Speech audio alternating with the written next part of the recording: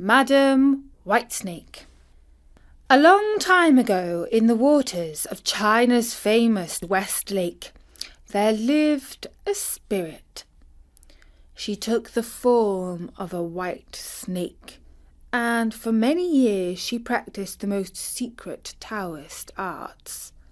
She was an expert in the ritual form of fighting known as Tai Chi, in medicine and in meditation. All these she practiced in the cool, watery world of the lake with her friend, the green snake.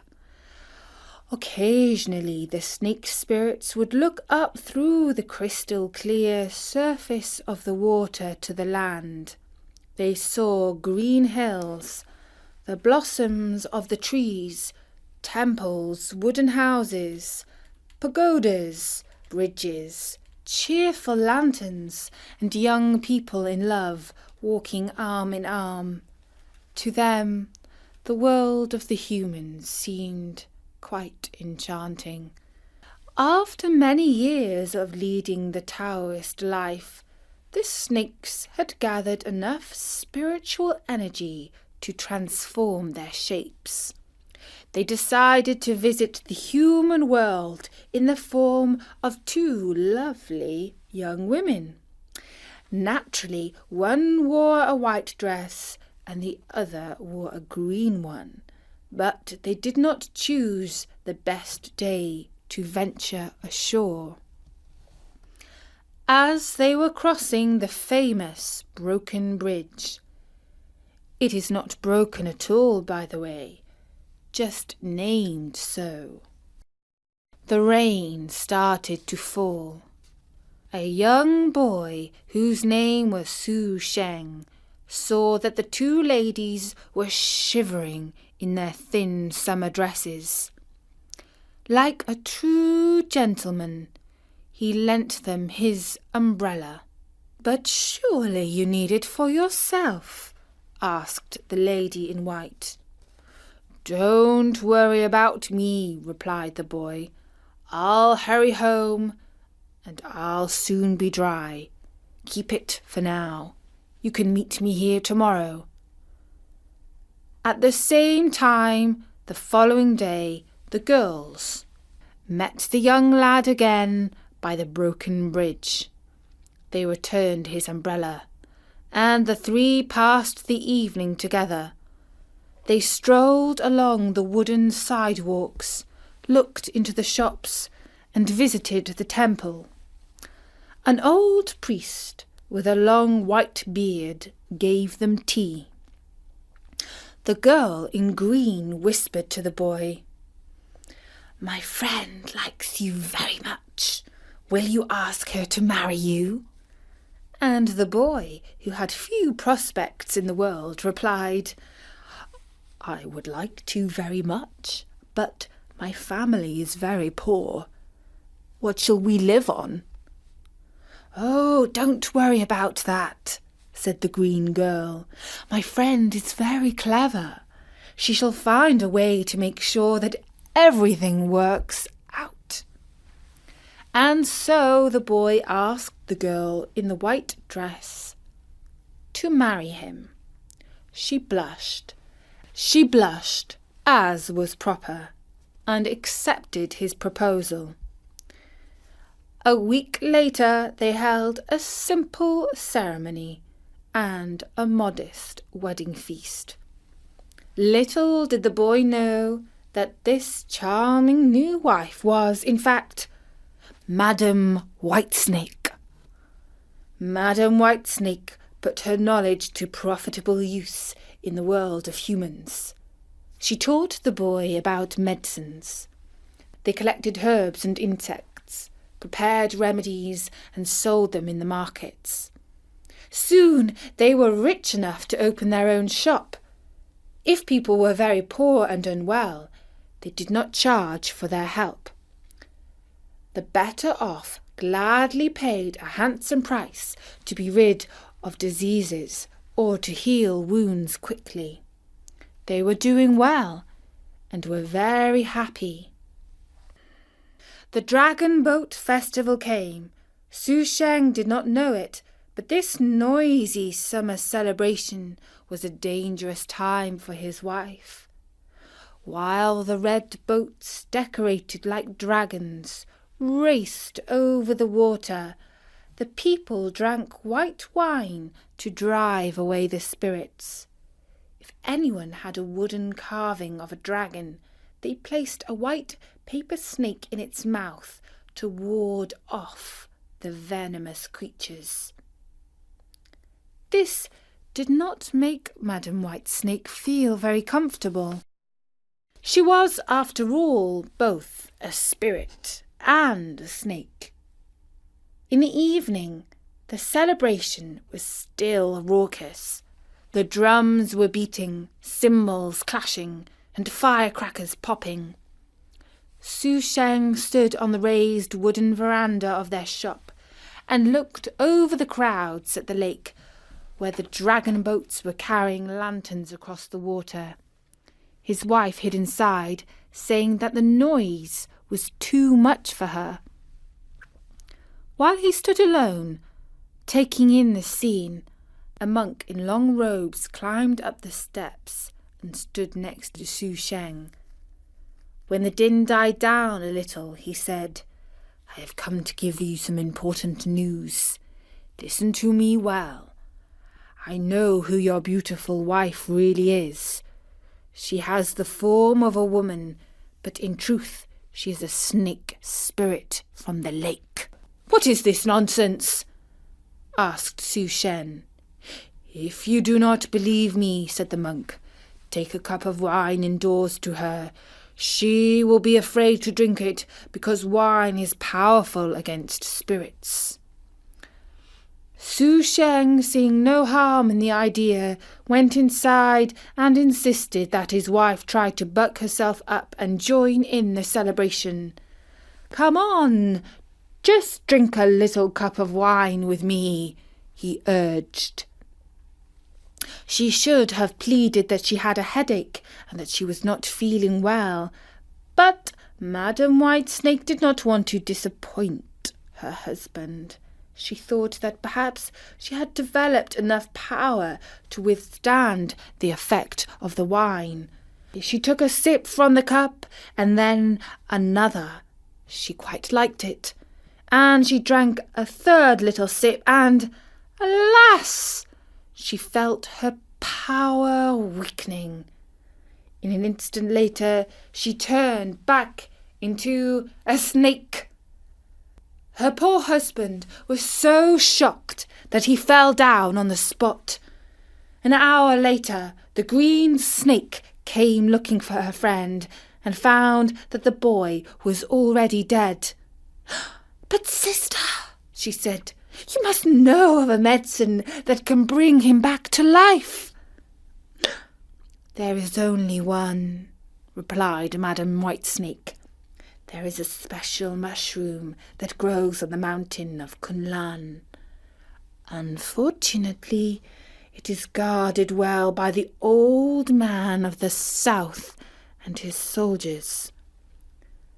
The two friends slithered silently out of the town, taking care that nobody should see them. They made the long and arduous journey up the mountain, and near the top they found the place where the immortal mushroom grew. At first they worked their charm on the guards, but the soldiers were unmoved. Then Madam Whitesnake tried to slip past them, but she was caught by her tail. The green snake became a soldier in armour. Madam Whitesnake transformed herself in the same way, and for a while they danced around the guards with their swords, but it was clear that there was no way that they could reach the mushroom. At last, in despair, Madam Whitesnake called out, "Oh, old man of the south, I only need a little piece of the immortal mushroom to save the human boy whom I love." And the old man heard her, and he appeared out of the mists and said, "Since you have come, for love, not profit, you may take a piece of the mushroom." The two friends raced back to the West Lake, where they again transformed themselves into beautiful ladies.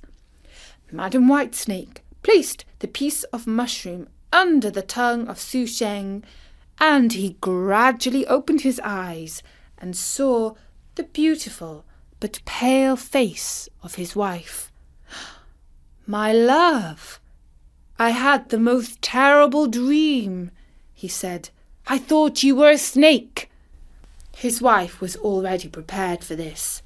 She had transformed her white belt into a snake, and she pointed to it across the floor. "It was not wholly a dream," she said.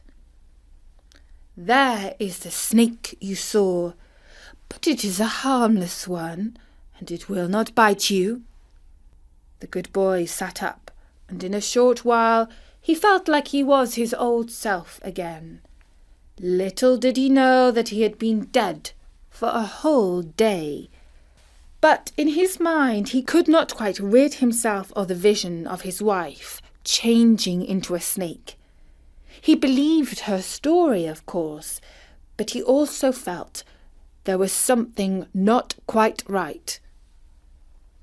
They carried on their life as before, and in the meantime Madam Whitesnake became pregnant. It was at this time that the evil monk tried once again to separate the happy couple. He sent a message to Su Sheng asking him to visit him at his temple on the Golden Mountain. Su Sheng still had bad dreams about the time his wife had changed into a snake. It is for this reason that he made the journey to the temple. When he arrived, the monk met him and said, "I told you before that your wife was a snake, but I failed to convince you. You did not even believe the evidence of your own eyes. Now I tell you that the mother of your future son is a snake, and he himself will be a spirit. Do you doubt my word? Does this information not trouble you?" Su Sheng replied that he would always love his wife and son, whatever they were. But he would not be fully happy until he knew the truth. "Then I shall show you the truth," declared the monk, and he gave orders that Su Sheng should not be allowed to leave the Golden Temple. It was not long before the two snakes arrived to demand the freedom of Su Sheng. They found that the temple was guarded by heavily armed monks and celestial soldiers. Lady Whitesnake was expecting a baby soon and was in no condition to fight. Su Sheng watched from the tower where he was held captive. He saw how the two women called up an army of strange underwater creatures, serpents, dragons, and giant bearded fish that walked on legs. This extraordinary band of slimy warriors stormed the walls of the temple, but were repelled by the monks. Next, they tried to divert a river to flood the temple, but the monks managed to make the walls waterproof. After a week of laying siege, Lady Whitesnake felt that it would be soon time for her to give birth. Her soldiers gathered around to give her cover as she retreated from the fray. But the battle was not in vain. During all the great commotion, Su Sheng managed to lower himself out of the window on a rope made of sheets. He slipped away through the smoke and noise and made his way home, where he found his wife and his new baby son, both in excellent health. And that really should have been the end of the story, but I am afraid the finale is not entirely happy. The monk did not give up so easily. he arrived at the home of the happy family together with a glowing soldier of heaven. There followed another fierce sword fight in which the green snake lady took on the heavenly soldier. Lady Whitesnake was still weak from giving birth, and oh, it is so sad to relate, but the evil monk overcame her with magic and whisked her away to the Thunder Peak Pagoda, where he imprisoned her under a great rock. That was the last that the good-hearted Su Shang saw of his lovely snake spirit of a wife. But his son inherited his mother's powers, and when he reached manhood, he was determined to release her. Like his mother before him, he practiced the Taoist arts. 100 years passed before his powers were fully developed. Sadly, Su Sheng did not live to see how his son, allied with the Green Lady, gathered an army of mountain spirits and creatures and marched on the Thunder Peak Pagoda. A fierce battle raged, and this time the attackers were victorious. Lady Whitesnake was freed and reunited with her son and her loyal friend, the Green Snake. And so the end of this story of Madam Whitesnake is at least partly happy.